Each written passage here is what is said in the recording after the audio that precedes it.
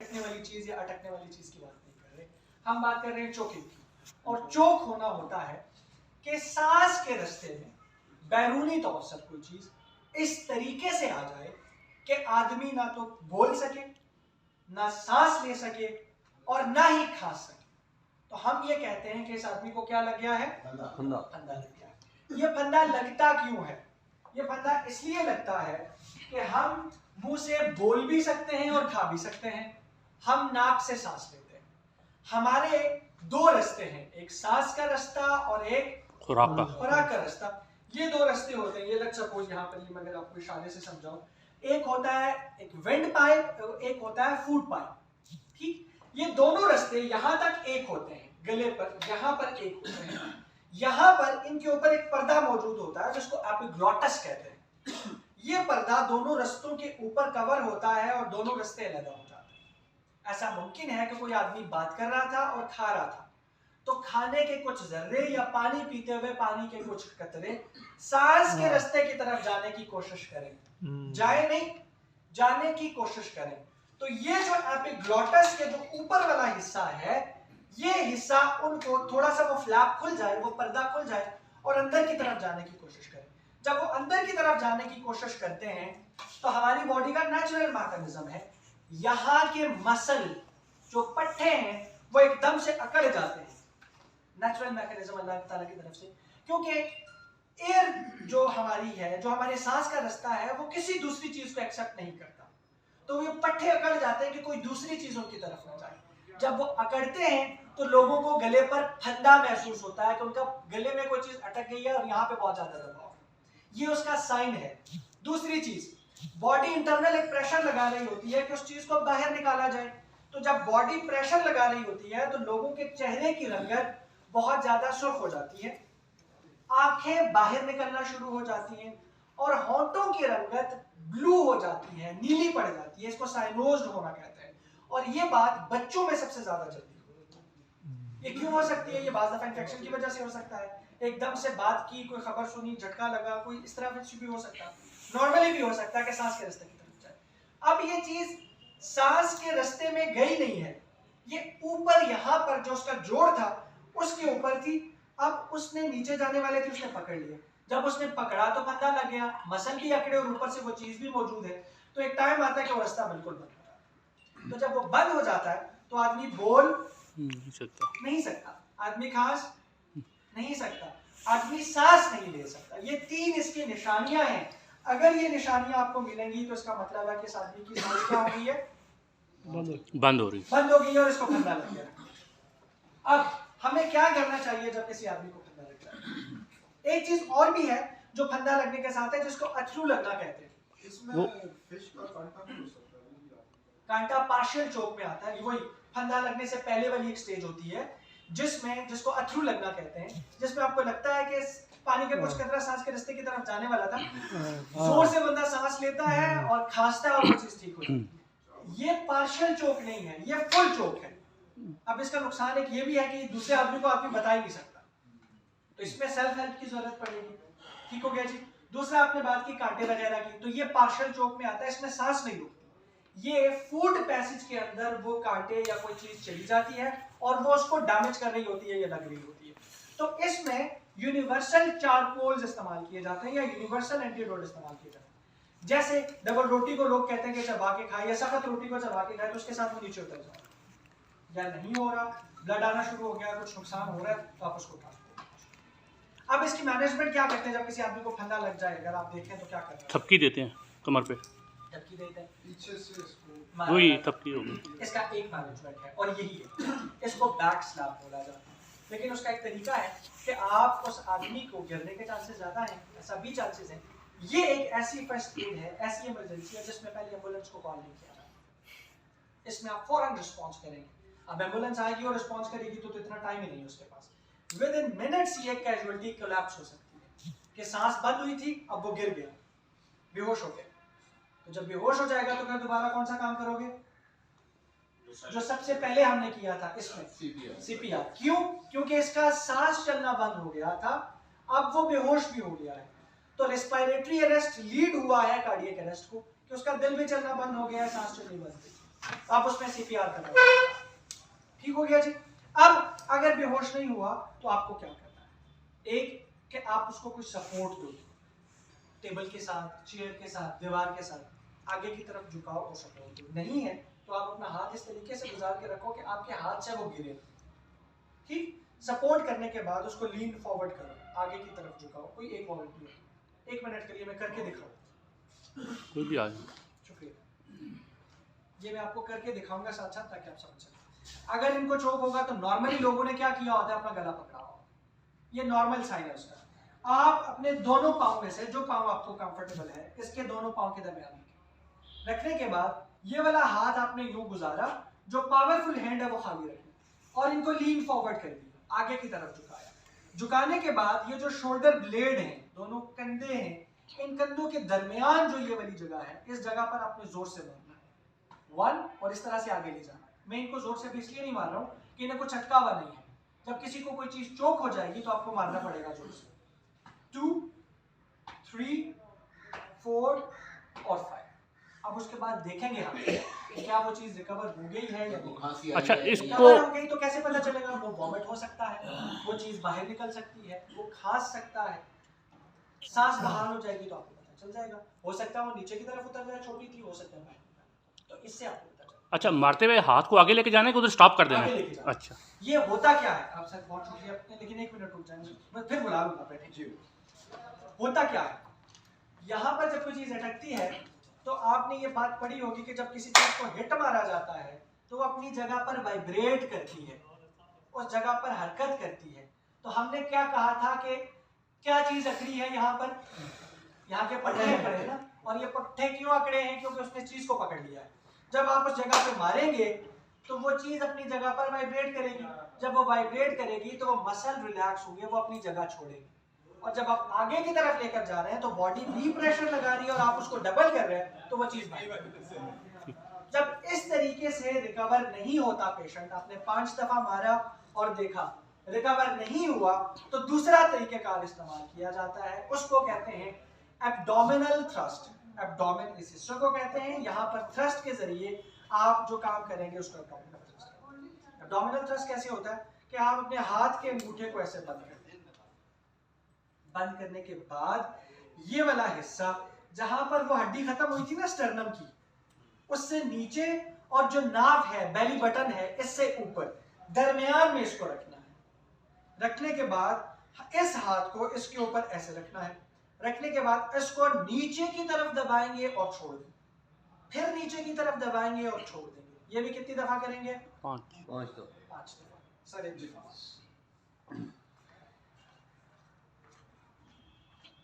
Sir आपका शुक्रिया। आप ऐसे ही खड़े हुए, खड़े होने के बाद अब आपने एक हाथ बंद कर दिया, बंद करने के बाद अब आपने इस हाथ को यहाँ रखा, नीचे कर दिया, दूसरे हाथ को इसके ऊपर यहाँ रखा। ये रखने के बाद आप इसको नीचे की तरफ एक दफा दबाएंगे और छोड़ देंगे, फिर दबाएंगे, फिर दबाएंगे, फिर दबाएंगे और फिर दबाएंगे। ये कितनी दफा हो गया? सर इनके लिए तालियां जिन्होंने वॉलंटियर किया और आप सीखा। 5 दफा। ये एक साइकिल है, पहले 5 दफा बैक स्लैप करना और फिर 5 दफा एब्डोमिनल थ्रस्ट करना। ये आप 3 साइकिल रिपीट कर सकते हैं। कितने साइकिल रिपीट कर सकते हैं? 3 साइकिल रिपीट कर सकते हैं। 3 साइकिल के बाद अगर रिकवर नहीं होगा, वो गिर जाता है, अनकॉन्शियस हो जाता है, तो फिर आप चेस्ट थ्रस्ट बोलते हैं उसको, कि आप उसकी छाती को दबाएंगे। 3 लोगों को एब्डोमिनल थ्रस्ट नहीं किया जाता। पहला, दूध पीते बच्चे को कभी भी आप एब्डोमिनल थ्रस्ट नहीं करेंगे कि उसके लंग्स फट जाएं। दूसरा, किसी भी प्रेग्नेंट लेडी को, हामला खातून को आप कभी भी एब्डोमिनल थ्रस्ट नहीं करेंगे। तीसरा, जो बहुत ज्यादा मोटा आदमी है उसको आप कवर नहीं कर पाएंगे, इसलिए आपको उसमें भी एब्डोमिनल थ्रस्ट करेंगे। तो फिर उनमें क्या करेंगे? पहला का या बैक स्लैप या चेस्ट थ्रस्ट करेंगे, इनके एब्डोमेन को नहीं छेड़ेंगे। ये याद रहेगा? यहां तक कोई सवाल? क्लियर है? अब बताता हूं बच्चे का, कि अगर दूध पीते बच्चों के सांस के रास्ते में कोई चीज आ जाए, और इनमें ये बात कब आती है?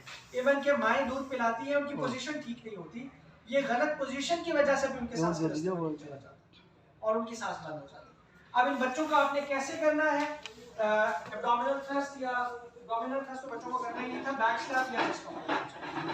अब आपने बच्चों को जब थ्रस्ट करने हैं तो ये वाला हाथ आप यूं गुजार देंगे, ऐसे गुजारा, और इस बच्चे को अपने हाथ के ऊपर, ये जो 2 उंगलियां हैं इसके ऊपर इसकी ठोड़ी रखी है। ये ठोड़ी इसके ऊपर क्यों रखी थी, इसका लॉजिक क्या थी, सांस का रास्ता बहाल रहे, क्योंकि बच्चे बहाल नहीं कर पाते, हम कंट्रोल कर रहे हैं ना, बच्चे नहीं कंट्रोल कर पाते। तो अब आपने या तो ऐसे या ऐसे, जो आपको कंफर्टेबल है। अब आपने इसको लीन फॉरवर्ड रखा हुआ है ऐसे, और इसके सांस के रास्ते को बहाल रखा हुआ है। अब यहाँ पर इसका भी शोल्डर ब्लेड है। इंपॉर्टेंट चीज इसका सर है। अगर आपका हाथ इसके सर पर लगेगा साल से कम बच्चे पर, तो इसका स्कल बोन बहुत ज्यादा नाजुक है, वो मैच्योर नहीं हुआ, तो ये टूट सकता है। तो इसमें सिर्फ आपकी डायरेक्शन यू की बजाय यूं हो, आप स्लाइटली टिल्ट कर देंगे और फिर मारेंगे 1 2 3 4 एंड 4। अब इसमें दूसरा पार्सल तो आप नहीं कर सकते, तो फिर रेगुलर 5 10 और 15 दफा करें, ठीक है। अगर ये किसी बंदे को खुद फील हो रहा है कि मेरा सांस बंद हो रहा है, जी, इस पर करें, वो खुद अपने लिए क्या करे, ठीक है, इस पर इसके बात करता हूँ मैं, ये क्लियर करूँ फिर इसका। अब अगर ये क्लियर नहीं हुआ था, अब इसमें चेस्ट कंप्रेशंस कैसे होंगे, इसके चेस्ट के बिल्कुल दरमियान में ऐसे। ये बच्चे अक्सर सांस अपना रोक लेते हैं खुद ना, रुक जाती है, रोकते नहीं है, रोक सकते नहीं है, वो रोते हुए बाद में ऐसा हो, इसी तरह करेंगे। रोते हुए बाद दफा ऐसा होता है कि उनकी सांस अब लगता है कि रुक गई है, तो उसमें थ्रस्ट करेंगे, ये वाले बैक स्लैप्स करेंगे, ठीक हो गया जी। अब बात करते हैं कि जब किसी आदमी को अगर बीच में बच्चा नॉर्मल हो जाए तो छोड़ दें, छोड़ देते हैं, ठीक है। ये सारी फर्स्ट एड उसी वक्त तक होती है जब तक कोई ना हो। अगर खुद को हो जाए तो आप कोशिश करें कि किसी चीज का सपोर्ट करें और ऊपर की तरफ, या जैसे चेयर की साइड पे ना, उसके ऊपर लेके आप ऊपर की तरफ उसको मूव करें, इससे प्रेशर बिल्ड होगा और वो चीज बाहर निकलेगी। एक तो दबाने की कोशिश करें, दूसरा कफ करने की कोशिश करें। नॉर्मली ऐसा होता है कि जब खुद में हो जाए तो उतना हौसला नहीं रहता, समझ नहीं आती, याद नहीं रहती, लेकिन इफ इट इज आपके दिमाग में हो तो ये बात कि आप खुद को यहाँ से ऊपर की तरफ प्रेशर लगाने की कोशिश करें। किसी टेबल चेयर के ऊपर जब आप खुद को झुका लेंगे और ऊपर की तरफ करेंगे तो प्रेशर बिल्ड होगा। दूसरा, खांसने की कोशिश करें, इससे ये चीज रिकवर होगी। खुद को आप बैक स्लैप नहीं कर सकते, ठीक जी, यहां तक भी सवाल ये क्लियर है? अच्छा जी, आगे चलते हैं। एक चीज और जो हमने देखनी है वो है डॉग बाइट एंड स्लीपर, या पहले बर्न देख लेते हैं फिर डॉग बाइट में चलते हैं। अच्छा जी, जलना या झुलस जाना, मुख्तलिफ वजूहात की वजह से आदमी जल सकता है, आग से, पानी से, भाप से, किसी एसिड से, किसी सनबर्न जैसे होते हैं अल्ट्रावायलेट रेस से, या बिजली की करंट से। ये कोई 5 से 6 चीजें। तेल तो फ्लूइड में आ जाएगा ना, पानी में या भाप, पानी में वो तमाम लिक्विड्स आ जाएंगे, वो कोई भी हो लिक्विड से जल सकता है। अब जलना है क्या? जलना बुनियादी तौर पर कहते हैं कि जब इंसान के जिस्म में एनर्जी इतनी ज्यादा स्टोर हो जाए कि वो स्किन के उस हिस्से को डैमेज कर दे, तो ये जलना है। अब इसके लिए हमें ये पता होना चाहिए कि बॉडी का नॉर्मल दर्जे हरारत कितना है। तो हमारी बॉडी 37 डिग्री सेल्सियस पर रहती है, ये हमारा नॉर्मल टेम्परेचर, और फ़ारेनहाइट में 98.4 से लेकर 98.6 हमारी बॉडी का नॉर्मल टेम्परेचर है। जब टेम्परेचर इससे बढ़ जाएगा तो हाइपरथर्मिया में बॉडी चली जाएगी, 98.4 से कम हो जाएगा तो हाइपो में आना शुरू हो जाता है। तो हमें हर वक्त बॉडी के टेम्परेचर को मेंटेन रखने की जरूरत होती है। अब कोई भी चीज बॉडी पर अगर गिरे और बॉडी डैमेज हो जाती है, बर्न की 3 लेयर्स होते हैं, 3 डिग्रीज होते हैं। पहले दर्जे का बर्न, जिसको फर्स्ट डिग्री बर्न है, ये वो बर्न है कि जिस्म पर कोई चीज इस तरह से लगी थी कि सिर्फ स्किन की पहली लेयर, जिसको एपिडर्मिस कहते हैं, या पहली ये जो सुपरफिशियल लेयर है, ये जल जाए, तो ये पहली डिग्री का बर्न। इसकी पहचान ये है कि इसमें जिस्म का वो हिस्सा सुर्ख हो जाएगा और उस जगह पर चुभने वाला दर्द होगा, पिंचिंग पेन होगा। तो ये कौन सी डिग्री का बर्न होगा? पहली डिग्री का, पहले दर्जे का। दूसरे दर्जे का या सेकंड डिग्री का बर्न वो बर्न होता है जिसमें पहली और दूसरी लेयर जल जाती है, जिसको एपिडर्मिस और डर्मिस बोलते हैं। अब जब 2 लेयर जल जाते हैं तो जिस्म के उस हिस्से में फ्लूइड रिलीज होते हैं, बॉडी टेम्परेचर नॉर्मल करने की कोशिश करती है और उस जगह पर छाला बन जाता है। जब जिस्म पर छाला बन जाए तो उसका मतलब है कि जिस्म की 2 तहें जल गई है। इसमें भी चुभने वाला दर्द होगा और छाला बनेगा। ये कौन से डिग्री का बर्न होगा? Second. Second degree. Third degree burn वो बर्न है जिसमें पहली, दूसरी, तीसरी तीनों लेयर जल जाते हैं। जब तीनों लेयर जल जाते हैं तो जिस्म से गोश्त या हड्डी नजर आना शुरू हो जाए या जिस्म का वो हिस्सा बिल्कुल काला हो जाए, तो ये कौन से डिग्री का बर्न है? थर्ड डिग्री का। लेकिन थर्ड डिग्री का एक सिम्टम ये है कि थर्ड डिग्री बर्न के अंदर पेन नहीं होता। पेन क्यों नहीं होता? कि हमारा जिस्म बुनियादी तौर पर स्किन के थ्रू कम्युनिकेट करता है, तो स्किन के अंदर जो रिसेप्टर्स होते हैं जो कम्युनिकेट करते हैं वो जल जाते हैं। तो जब वो जल जाते हैं तो दिमाग को वो पैगाम नहीं जा पाता और इस वजह से वहां पर पेन नहीं। तो हमें फिर क्या करना चाहिए जब कोई आदमी जल जाए? आप लोग क्या प्रैक्टिस करते हो? थोड़ा सा जले तो टूथपेस्ट लगाते हैं? जी सर, टूथपेस्ट लगाते हैं, टूथपेस्ट। ब्रूफिन है, मुख्तलिफ ऐसी ट्यूब्स हैं। प्रूफिंग नहीं, अपना एक और है वो वो क्या नाम है? बिरनोल। बिरनोल। ठीक है। दो दूध में डिप कर देते हैं उसको डाल देते हैं। वैसे कुछ लोग बारिश का पानी भी लगाते हैं, कुछ ऐसा भी करते किसका हैं, पानी? पानी बारिश वाला। बारिश अगर है नहीं तो फिर कहाँ से कोई लोगों ने स्टोर किया होता है ना। अच्छा जी। ऐसे के बारे में मैंने सुना है कि ऐसे कि हाँ। आप दूध डालते जाएं वो फटता जाएगा, जब वो फटना बंद हो जाए उसके साथ में बहुत शुक्रिया। ये वो सारी बातें हैं, हम आपको इसीलिए फर्स्ट एड सिखाएंगे। ये वो सारे टोटके हैं जो इस्तेमाल किए जाते हैं जिनके कोई प्रूवन फैक्ट्स नहीं है। बेस्ट रिकमेंडेड क्या है कि जिससे आपकी वजह से किसी का नुकसान ना हो। अब टूथपेस्ट का बताता हूँ कि टूथपेस्ट लगाना क्यों नहीं चाहिए।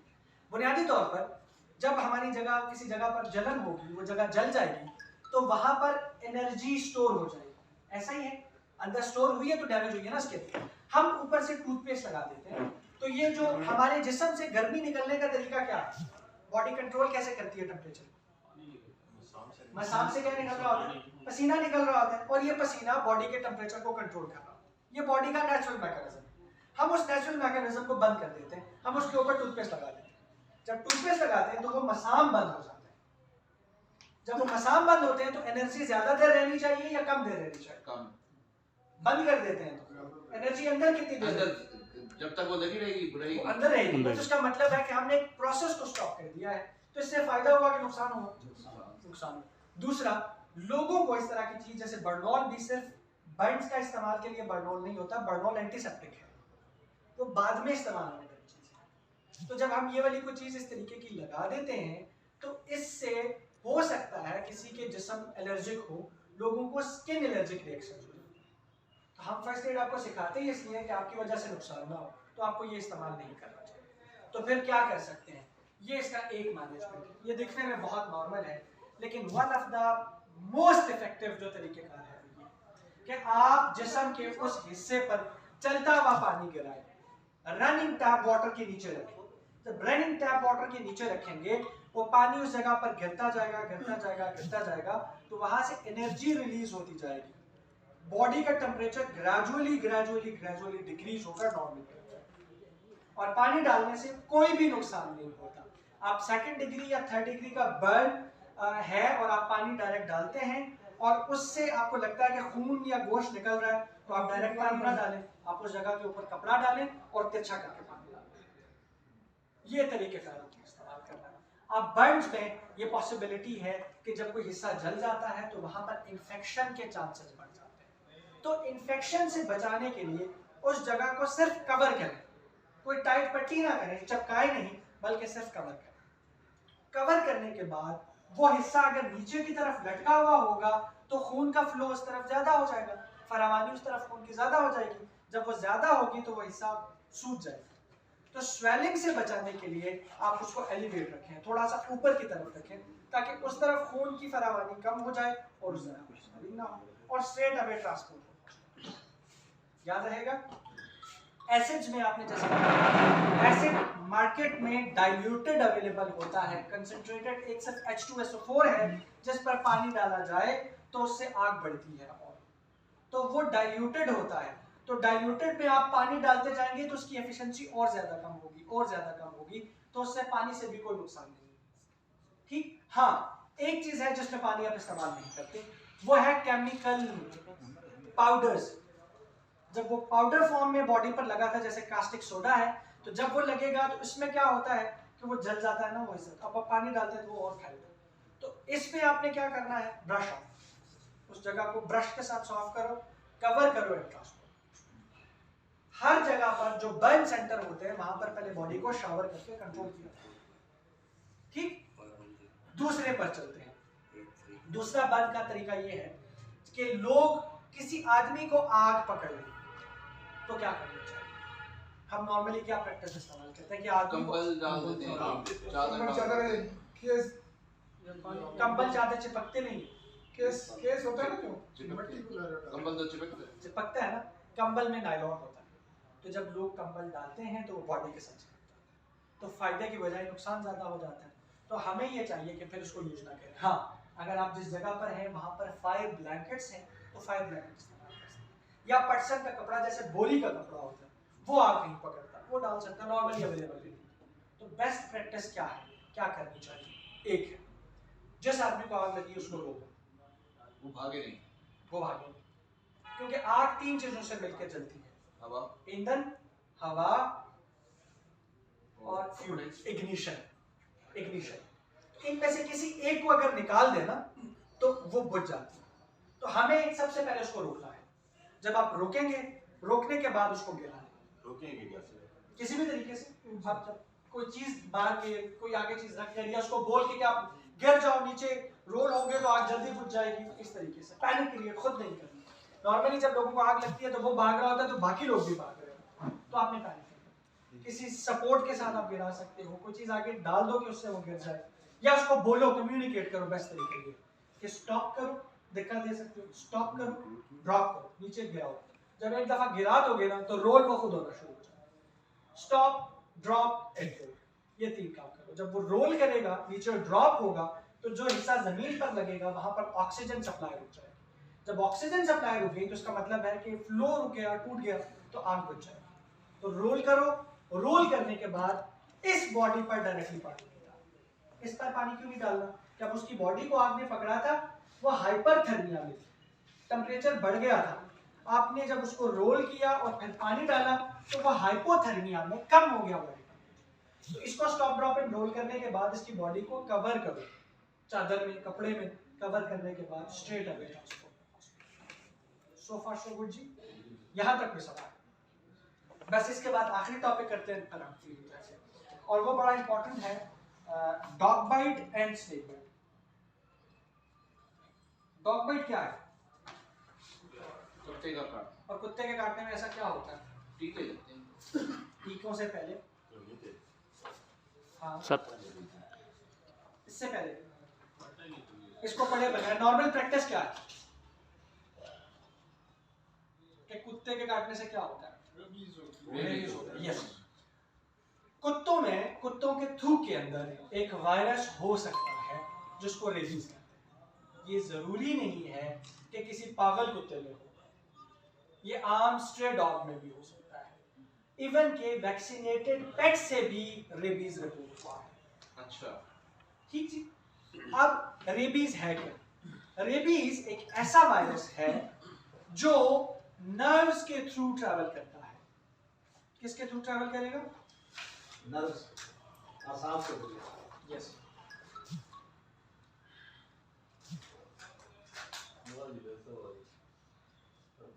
ये मेरे ख्याल से ये वो रोशनी आ रही है रिफ्लेक्ट करके। अच्छा जी, रेबीज यहाँ बस ठीक।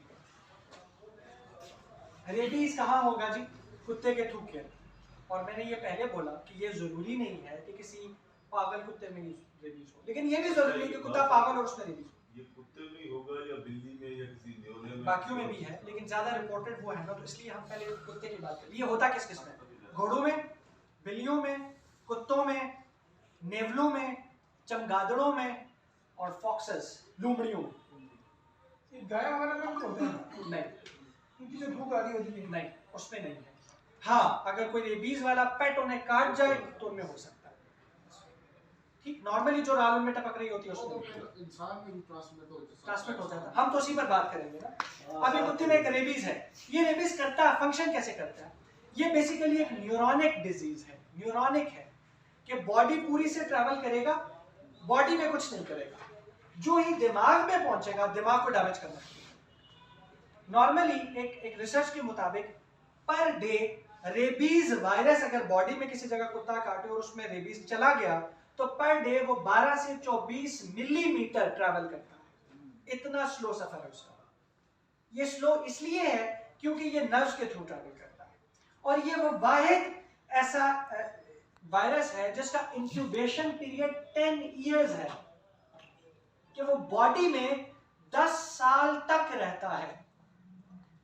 10 साल तक, कि हो सकता है कि आदमी को कुत्ते ने काटा, उसने कोई इलाज नहीं किया, वो बिल्कुल ठीक रहा, 3 साल 4 साल 5 साल 6 साल 8 साल के बाद फिट्स पड़ना शुरू हुए।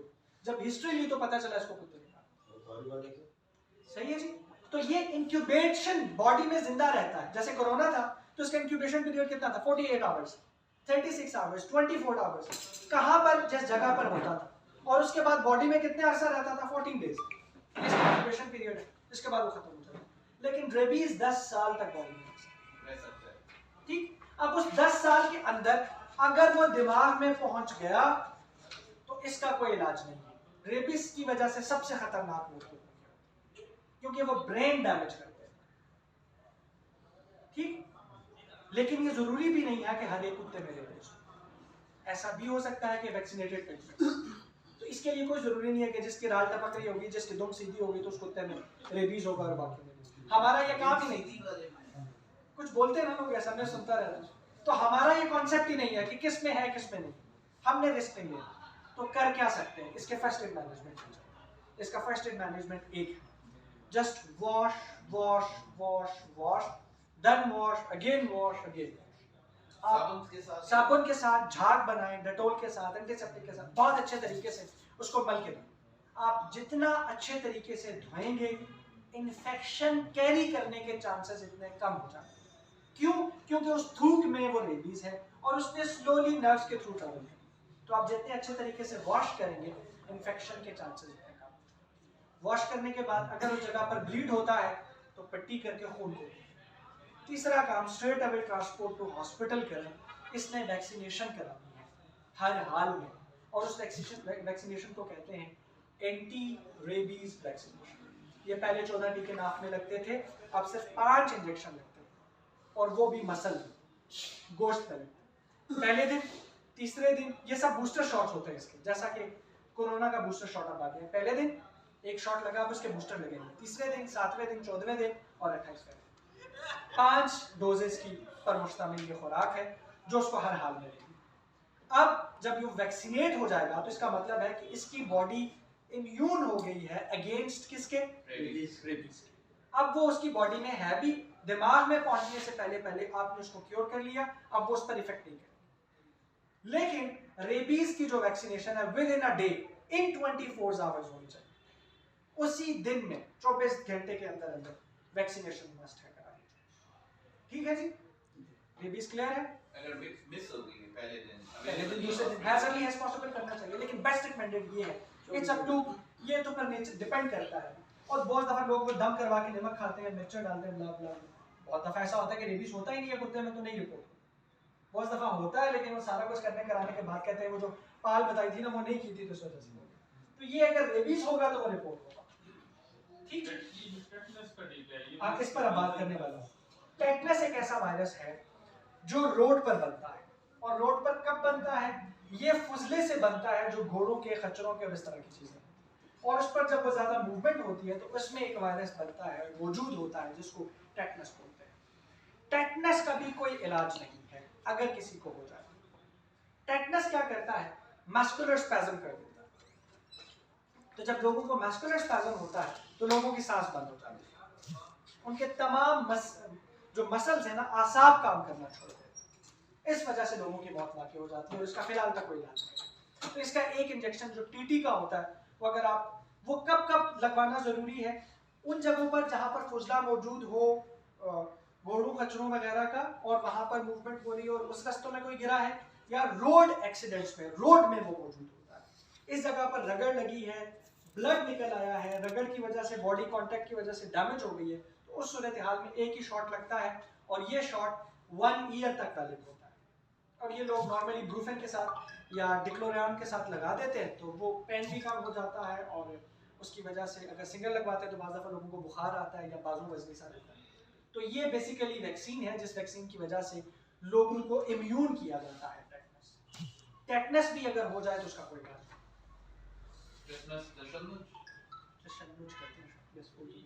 नहीं। ये हर रोड एक्सीडेंट के लिए लाजम है। अब तो पहले ट्राली नहीं, जिस मोटरवे है उसके ऊपर कौन से जानवर जाते हैं?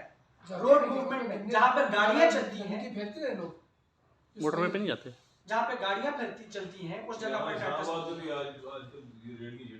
सब जगह लाजमी नहीं है कि भाई नहीं, तो जरूरी नहीं है कि रेडियो की वजह से हो। हाँ ये तो एक वजह मैंने बताई ना कि फुजले में होता है। दूसरा जहाँ पर रोड ट्रैफिक है वहां से रिपोर्ट होता है। अच्छा, ये जो बिल्ली पंजा मार देती हाँ, है या इसके- चट इसके- मार देती है, बिल्ली के नॉर्मली तो कुत्ते की झाग में था ना, थूक में था। बिल्ली के इनमें भी है, नेल्स में भी।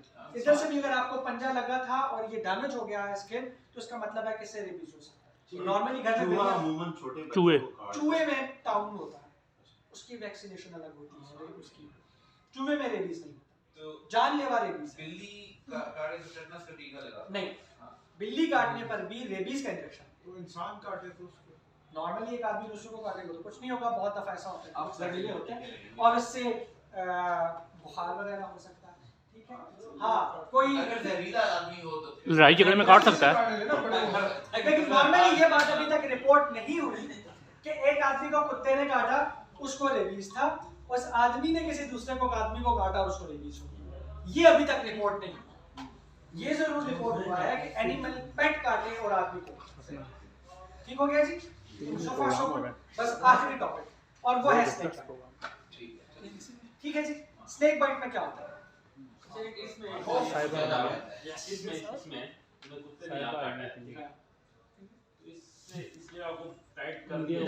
अच्छा, ये टाइट करने का कॉन्सेप्ट बताता हूँ क्यों। मैंने ये बात पहले ही कह दी कि ये खून से तो फैल ही नहीं रहा, ये नर्व्स के थ्रू फैल रहा है। तो वो तो मूवमेंट 12 मिलीमीटर इतना सा होता है। कितना होगा millimetre? Per day 12 to 24 millimetre है। तो इसका मतलब है वो बहुत स्लो है उसकी मूवमेंट। स्नेक बाइट है क्या और क्या होता है? डर। और डर से क्या होता है?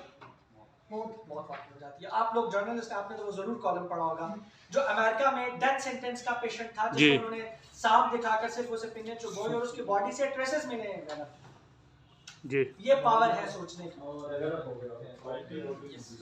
अच्छा जी, दुनिया में 80 से 85% तक सांप जहरीले नहीं है। 80 से 85%। जो नॉर्मल रेट है स्टैंडर्ड वो 12% है, कि जो सिर्फ 12% से 15% तक सांप जहरीले होते हैं। जो सांप जहरीले होते हैं, जिनमें जहर होता है, उनके मुंह में 2 दांत होते हैं जिनको फैंग्स बोला जाता है। ठीक, और ये रबड़ के दांत जैसे होते हैं ना, जैसे मसल के, ये मसल के। और ये फैंग जिस आदमी को काटेंगे, सांप जिस आदमी को काटेगा, उसकी बॉडी में उन फैंग्स को इंजेक्ट करेगा इंजेक्शन की तरह, और जहर को इंजेक्शन की तरह बॉडी में फेंकेगा। अब जो वेनमस स्नेक होगा, इसके काटने से इसका जो मीडियम है ये ब्लड, ठीक है जी। अब जब मीडियम ब्लड है तो ये एक मेडिकल इमरजेंसी हो गई, और अब आप इसको फैलने से रोक ही नहीं सकते। ये 1 मिनट में पूरी बॉडी में ब्लड सर्कुलेट होकर वापस दिल में आ जाता है। तो इसका मतलब है आप इसको रोक नहीं सकते। अब आपको कैसे पता चलेगा कि किसी आदमी को सांप ने काटा है जहरीले? अगर उसकी बॉडी पर 2 निशान बने हुए हैं, सिर्फ 2 पिंचिंग पॉइंट्स, इस तरीके से 2 निशान करीब करीब बने हुए हैं, तो इसका मतलब है कि इसको कौन से सांप ने काटा है? तो बहुत सारे सांप जहरीले ऐसे हैं कि जिनके काटने से खून चल